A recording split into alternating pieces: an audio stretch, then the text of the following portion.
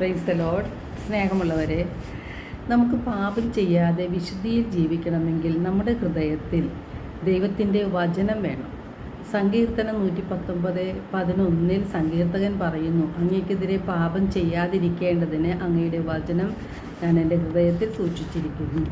നമ്മുടെ ഹൃദയത്തിൽ വചനമുണ്ടെങ്കിൽ, വചനമനുസരിച്ച് ജീവിക്കാൻ നമുക്ക് സാധിച്ചാൽ നമുക്ക് വിശുദ്ധിയിൽ വളരാനായിട്ട് കഴിയും. ജെറമിയ 23:29 കർത്താവ് ചോദിക്കുന്നു, എൻ്റെ വചനം അഗ്നി പോലെയും പാറയെ തകർക്കുന്ന കൂടം പോലെയും അല്ലേ എന്ന്. എന്തുകൊണ്ടാണ് ദൈവത്തിൻ്റെ വചനം നമ്മുടെ ഹൃദയത്തിൽ വസിക്കാത്തത്? ദൈവത്തിൻ്റെ വചനം ദൈവം തന്നെയാണെന്ന് യോഹന്നാൻ 1:1 പറയുന്നുണ്ട്.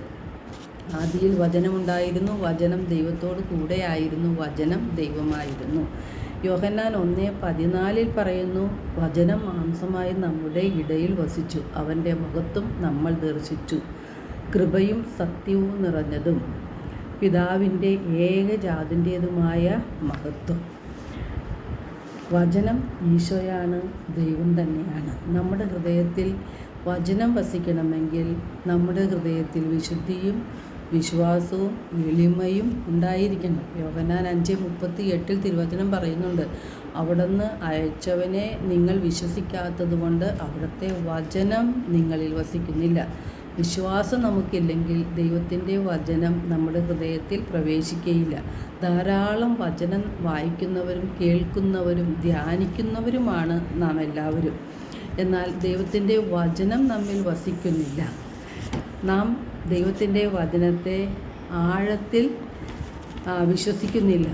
ഹൃദയത്തിൽ വിശുദ്ധി വരുത്തുവാനും നാം പരിശ്രമിക്കുന്നില്ല.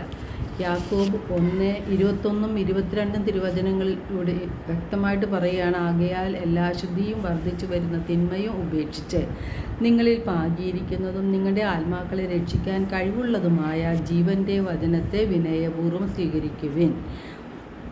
വചനം കേൾക്കുക മാത്രം ചെയ്യുന്ന ആത്മവഞ്ചകരാകാതെ വചനം അനുസരിക്കുന്നവരായിരിക്കണം. എങ്കിൽ മാത്രമേ നമുക്ക് വിശുദ്ധിയിൽ വളരാൻ സാധിക്കുകയുള്ളൂ. വെളിപാട് 2:10 തിരുവചനം പറയുന്നു, നിങ്ങളിൽ ചിലരെ പിശാച് തടവിലിടാൻ ഇരിക്കുന്നു, അത് നിങ്ങൾ പരീക്ഷിക്കപ്പെടുന്നതിനാണ്. അപ്പോൾ നാം വചനം എത്ര കേട്ടാലും നമ്മുടെ ഹൃദയത്തിൽ വചനം വസിക്കാൻ പറ്റിയ സാഹചര്യം നാം ഒരുക്കി കൊടുക്കണം. അല്ല എങ്കിൽ നാം കേൾക്കുന്ന വചനം നമ്മിൽ നിന്ന് പിശാച് എടുത്തു മാറ്റും. നാം രക്ഷ പ്രാപിക്കാതിരിക്കണമെന്നാണ് പിശാച് ആഗ്രഹിക്കുന്നത്.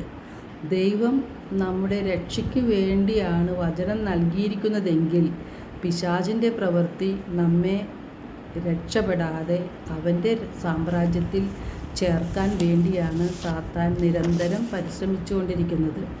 ആരെയാണ് കർത്താവ് കടാക്ഷിക്കുന്നത്? യെശയ്യാ 66:2 പറയുന്നുണ്ട്, ആത്മാവിൽ എളിമയും അനുതാപവും ഉണ്ടായിരിക്കുകയും എൻ്റെ വചനം കേൾക്കുമ്പോൾ വിറയ്ക്കുകയും ചെയ്യുന്നവനെയാണ് ഞാൻ കടാക്ഷിക്കുന്നത്.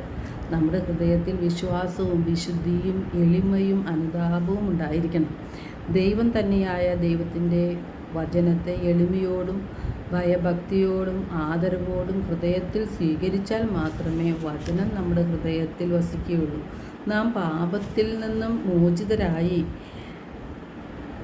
തീർന്നാൽ എന്താണ് സംഭവിക്കുന്നത്? നമുക്ക് എന്താണ് അതുകൊണ്ടുള്ള ഗുണം എന്ന് തിരുവചനം പറയുന്നുണ്ട്.